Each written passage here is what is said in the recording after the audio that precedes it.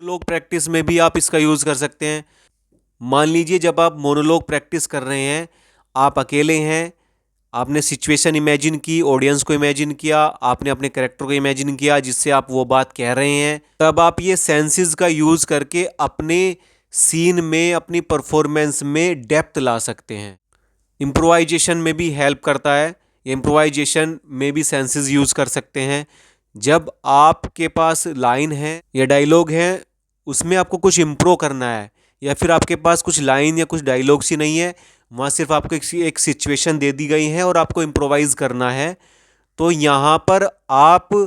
अपने सेंसेस का, इमेजिनेशन का यूज़ करके यहाँ आप इम्प्रोवाइज़ कर सकते हैं। कुछ जो इनपुट्स आपके अंदर से आ रहे हैं सिचुएशन के अकॉर्डिंग, उस कैरेक्टर के अकॉर्डिंग, तो वो आप यहाँ पे ऐड कर सकते हैं। मान लीजिए आप बता रहे हैं कि आपने जंगल में क्या देखा,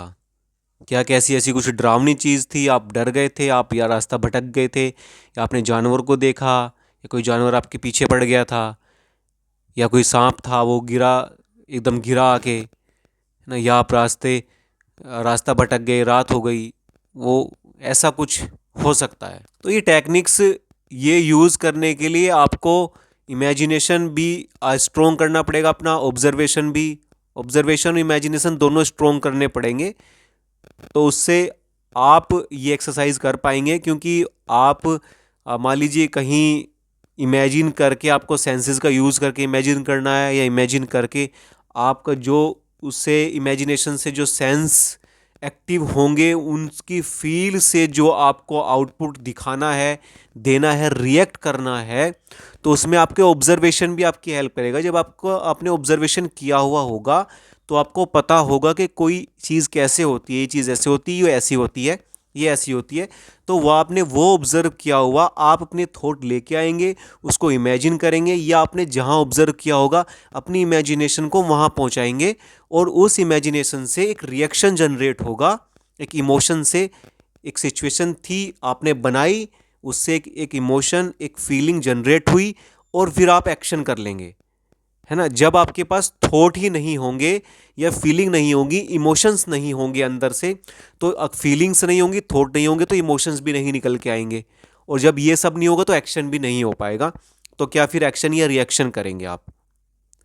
या हम करेंगे, है ना। तो हमारे पास ये ऑब्जर्वेशन भी होना चाहिए, इमेजिनेशन होना अच्छी होनी चाहिए, और जब जब ऑब्जर्वेशन होगा तो हम इमेजिन करके या विजुअलाइज करके अपने अंदर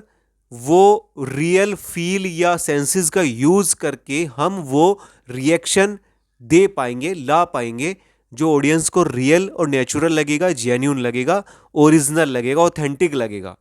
है ना, कि वो कैरेक्टर ही ऐसा फील कर रहा है। तो ये टेक्निक है, ये टूल है, जो एक इमेजिनेशन और ऑब्जर्वेशन, जो हमारी फाइव सेंसेस में हमारी हेल्प करेगा, फाइव सेंसेस को यूज करने में। जब आप फील करते हैं तब ऑडियंस भी फील करती है, और ऑडियंस को लगता है ये कैरेक्टर के साथ ये सच में ऐसा हो रहा है। वो कैरेक्टर एक्टर उसको ध्यान आते ही नहीं है, उसको बस परफॉर्मेंस ध्यान आती है, ऑडियंस को परफॉर्मेंस दिखती है, और वो दिखता है जो उसने कमाल किया है, वहाँ पे जो मैजिक किया है वो मैजिक हुआ है ना। वहाँ फिर लॉजिकल कुछ नहीं है, वो सब वो मैजिक है, और वो कला है, वो वहाँ पे परफॉर्मेंस है, वो टैलेंट है, वो प्रैक्टिस है, महीनों की, सालों की मेहनत है, जो दिखती है वहाँ पे, है ना। वो ये लगता है कि बस वो फिर वो कैरेक्टर या वो एक्टर उस कैरेक्टर के हिसाब से, उस कैरेक्टर की वजह से वो फेमस हो जाता है, या फिर वो ऑडियंस को याद रहता है